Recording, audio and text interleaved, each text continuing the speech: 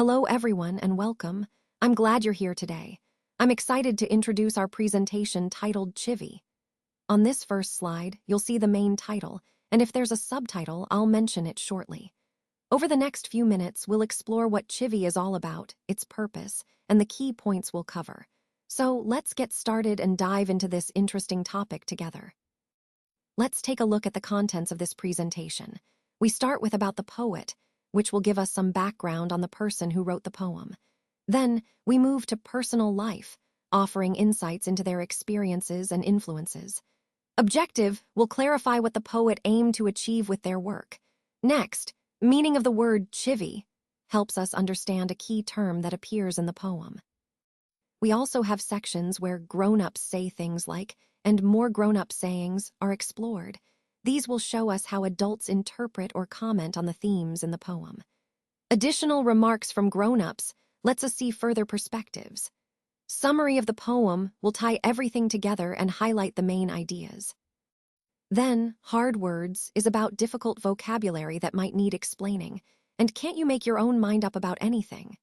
Challenges us to think about independence and opinions. Diagnostic tools could refer to methods of analyzing the poem or understanding its message, while home assignment points to what we might do next or practice at home. Overall, these sections are designed to deepen our understanding of the poem, its context, and how it relates to growing up and forming our own opinions. Let's start by talking about Michael Wayne Rosen, the poet behind many beloved works. He was born on May 7, 1946, in Harrow, London, which gives us a sense of his roots in the UK.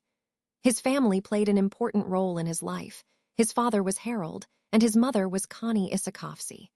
These personal connections often influence a poet's work, adding depth and authenticity.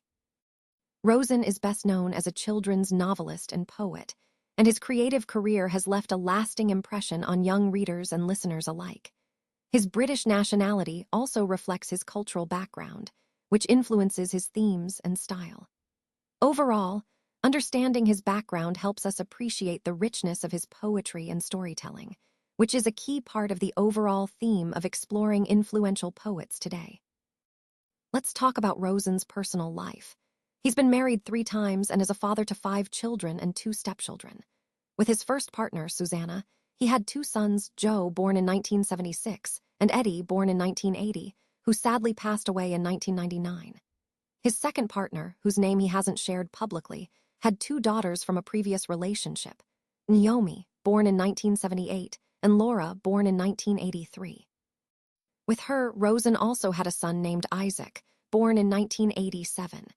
Currently, Rosen lives in Dalton, Hackney, London, with his wife Emma Louise Williams and their 2 children, Emile, born in 2001, and Elsie, born in 2004. This aspect of his life highlights his strong family connections and personal journey, which also inform his broader story and work. It's important to see how his family life intertwines with his career and personal growth over the years. Today, I want to talk about the main objectives of our lesson. First, we aim to develop the students' interest in the poem.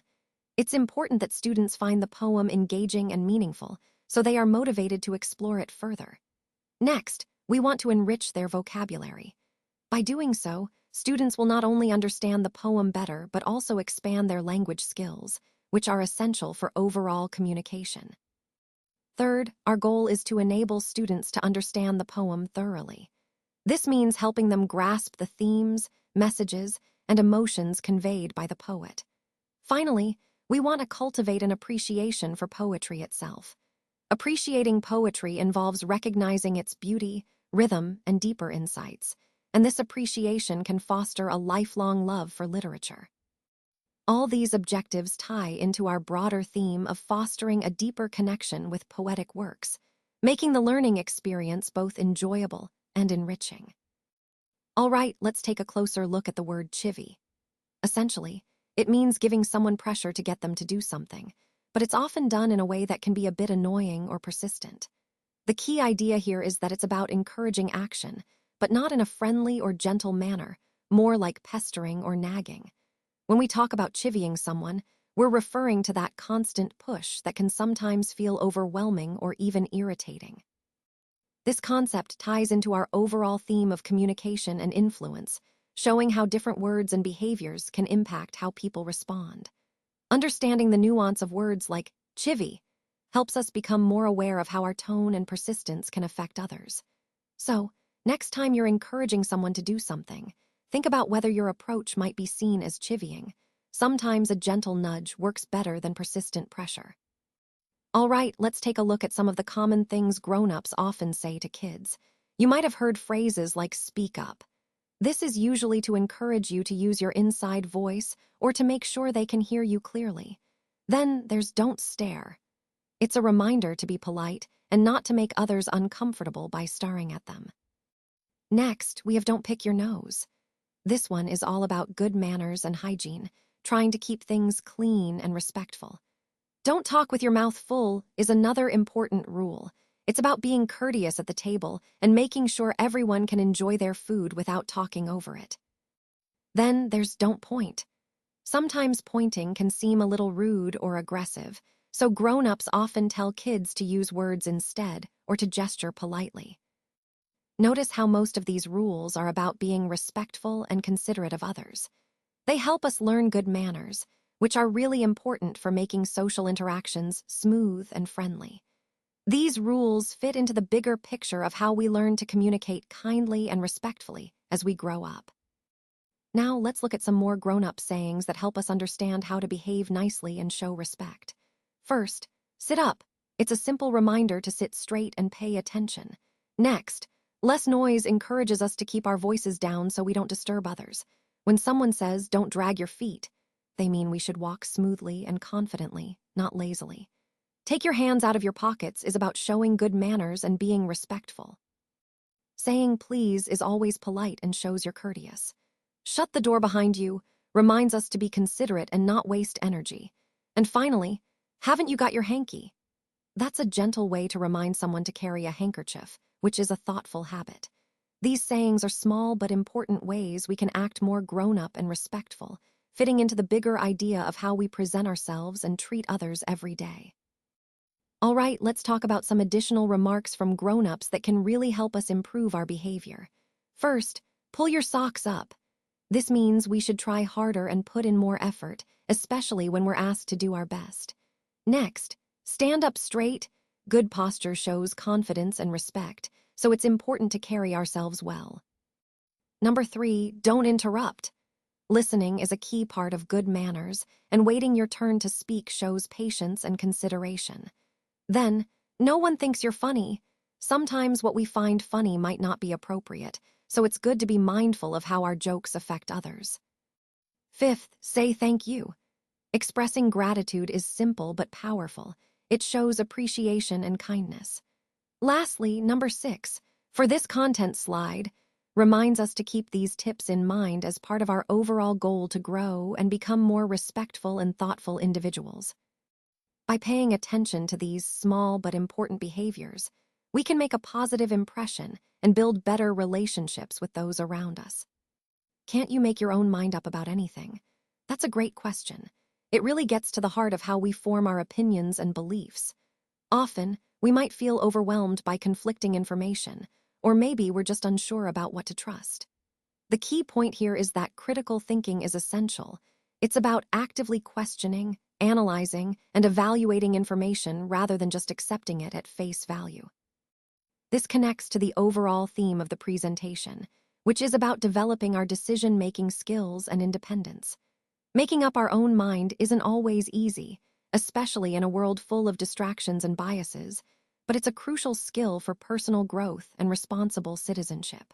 So, yes, the power is in our hands, but it takes effort and awareness to harness it effectively.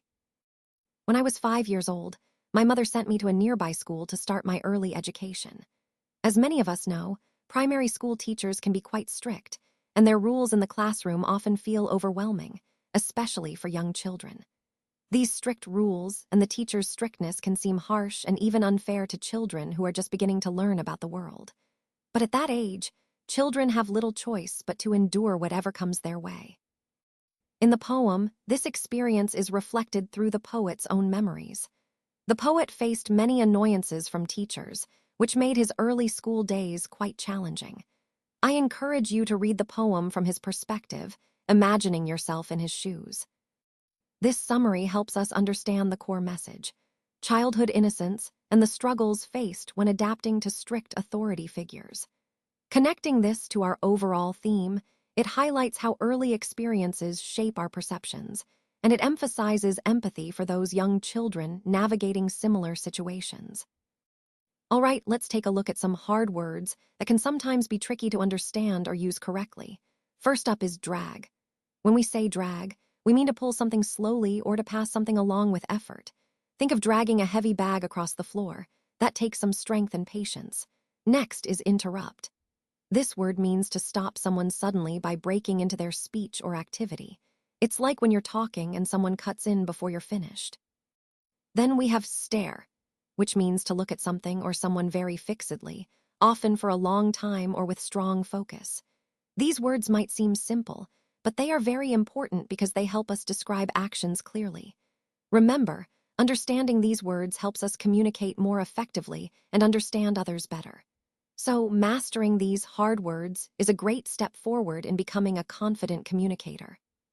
Let's take a closer look at the diagnostic tools we use to understand classroom behavior. First, we might ask, why did the small child stare in the classroom? This question helps us identify underlying issues such as curiosity, confusion, or perhaps social cues that the child is struggling to interpret. Next, we consider the restrictions applied by the teacher.